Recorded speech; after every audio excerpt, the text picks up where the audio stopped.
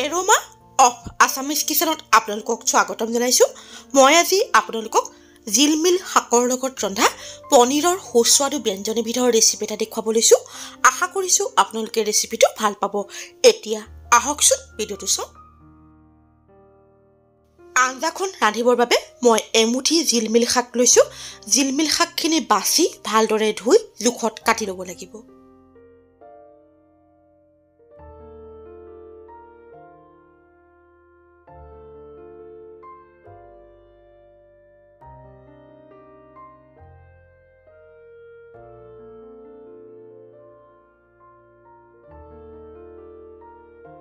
দুশ গ্ৰাম পনীৰ জোখত কাটি লোৱা হৈছে।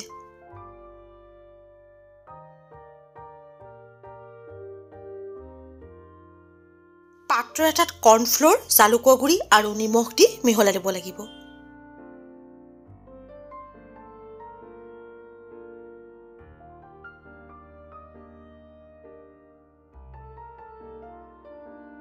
এতিয়া কৰ্ণফ্ল'ৰৰ মিশ্ৰণটোত পনীৰখিনি দি ভালদৰে মিহলাই ল'ব লাগিব।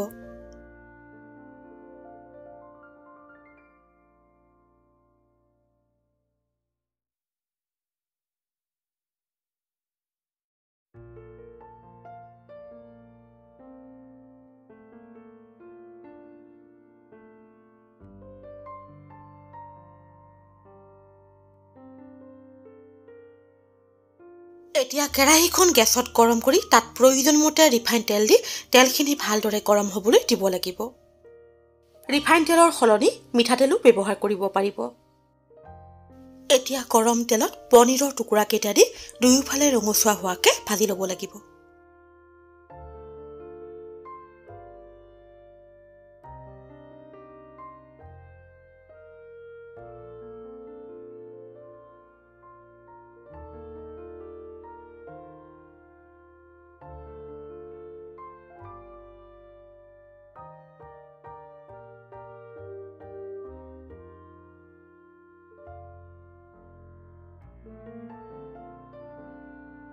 পনীৰখিনি ভজা হৈ গৈছে, এতিয়া নমাই থ'ব লাগিব।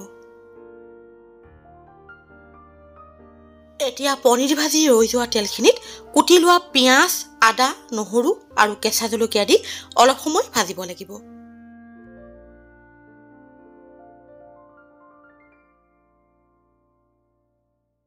পিঁয়াজৰ বৰণ সলনি হ'বলৈ ধৰিলে তাত কুটি লোৱা জিলমিল শাকখিনি দিব লাগিব। তাৰপিছত বিলাহী, হালধি আৰু নিমখ দি ভালদৰে লৰাই ঢাকি দিব লাগিব।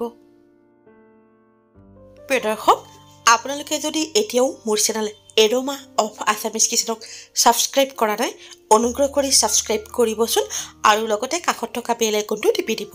তেতিয়া মই প'ষ্ট কৰা প্ৰতিটো ৰেচিপিৰ ন'টিফিকেশ্যন মই ভিডিঅ' প'ষ্ট কৰাৰ লগে লগে আপোনালোকে পাই যাব।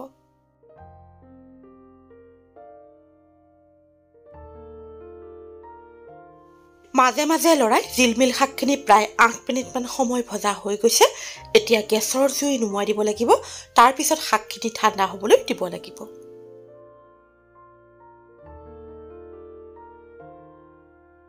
এতিয়া ভাজি লোৱা জিলমিল শাকখিনিৰ লগত সামান্য পানী মিহলাই মিক্সিত পিচি ল'ব লাগিব।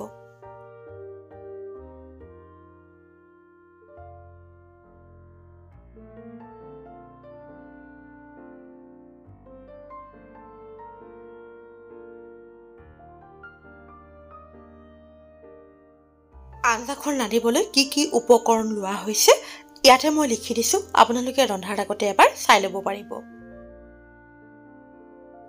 এতিয়া কেৰাহীখন গেছত আকৌ গৰম কৰি তাত প্ৰয়োজনমতে ৰিফাইন তেল দি তেলখিনি ভালদৰে গৰম হ'বলৈ দিব লাগিব।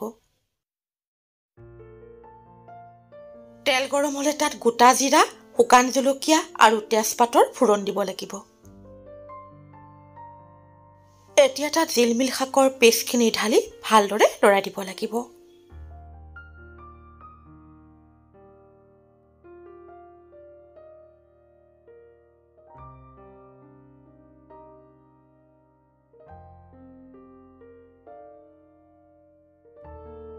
এতিয়া জিলমিল শাকৰ পেষ্টখিনিৰ ওপৰত ধনিয়া গুড়ি, গৰম মছলা আৰু জালুকৰ গুড়ি দি প্ৰায় 5 মিনিটমান সময় ভাজিব লাগিব।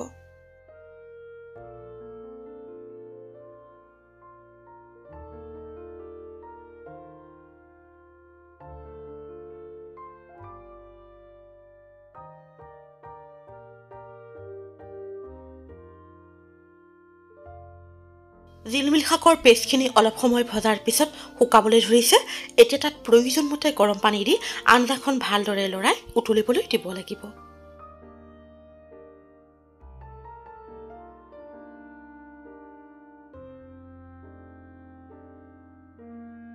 জিলমিল শাকখিনি ভাজোঁতে নিমখ দিয়া হৈছিল, তথাপিও প্ৰয়োজন হ'ব পাৰে বুলি আৰু অলপমান নিমখ যোগ কৰা হৈছে।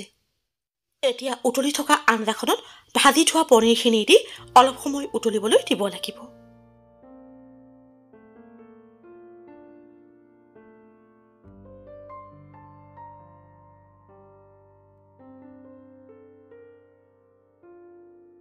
আঞ্জাখন অলপ সময় ভালদৰে উতলিবলৈ দিয়াৰ পিছত এতিয়া তাত 1 টেবুল চামুচ ক্ৰীম দি ভালদৰে লৰাই গেছৰ জুই নুমুৱাই দিব লাগিব।